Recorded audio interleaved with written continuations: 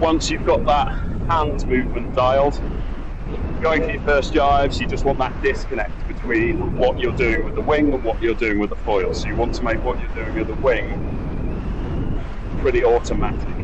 Yep. As I go in for the jibe, the important bit here is just about where the wing goes in relation to my head to start with. So make sure it's clear. Sheath into a better way, wing goes up high, goes nice and close to my head, all the way through the turn. And I can do a couple of little flips about with the hand afterwards, but the fact that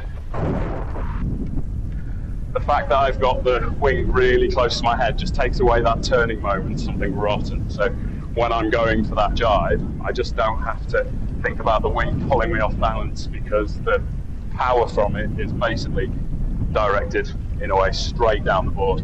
So same thing again, check to make it go as clear, slow down a bit so get a bit of speed. As I go for the jibe, wing goes right above my head. Okay.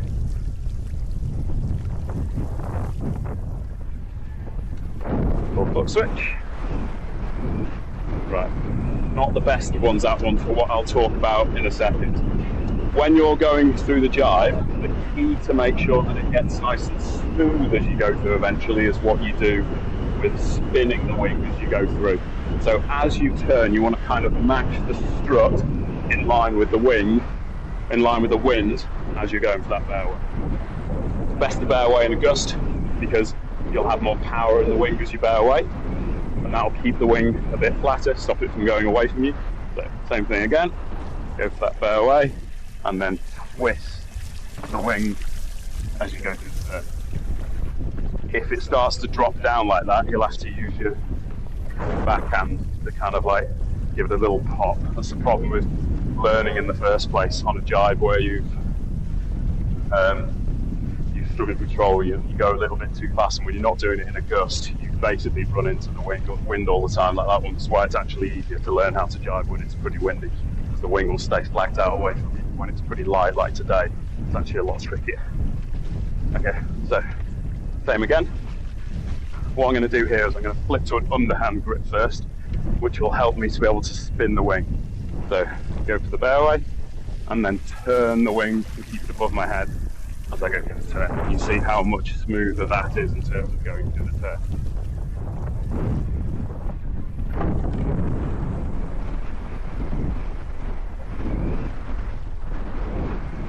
So, take my leash out the way. Leashes are so infuriating. Okay, I'm going to go through the same thing again.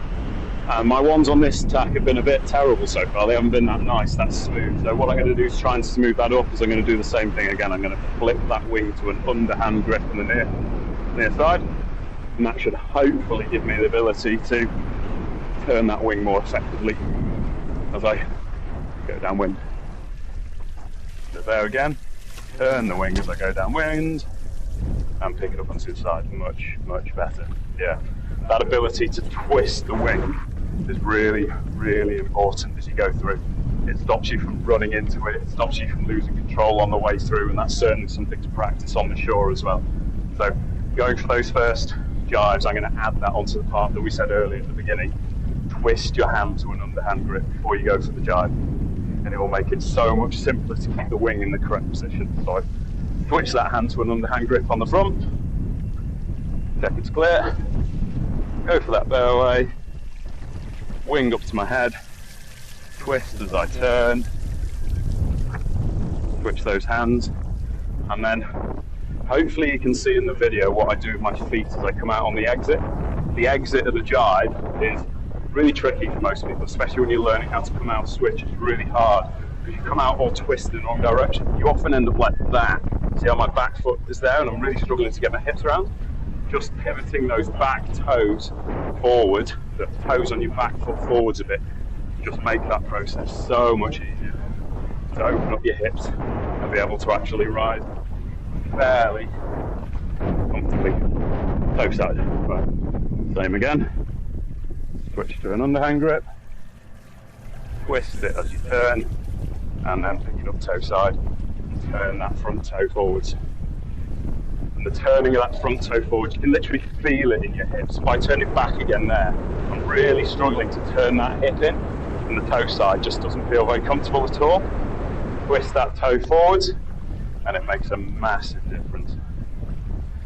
And hopefully those tips can help you with your jibes. But really the problem with most people, you're probably able to turn, you're able to turn the board upwind, turn the board away, so you can go along, you can do a little carve up, you can do a little carve down, but you struggle with that jibe. And it's because of the fact that you're trying to concentrate on the wing at the same time as trying to concentrate on what you're doing with your feet. And that makes everything much harder. So tip number one, disconnect the two.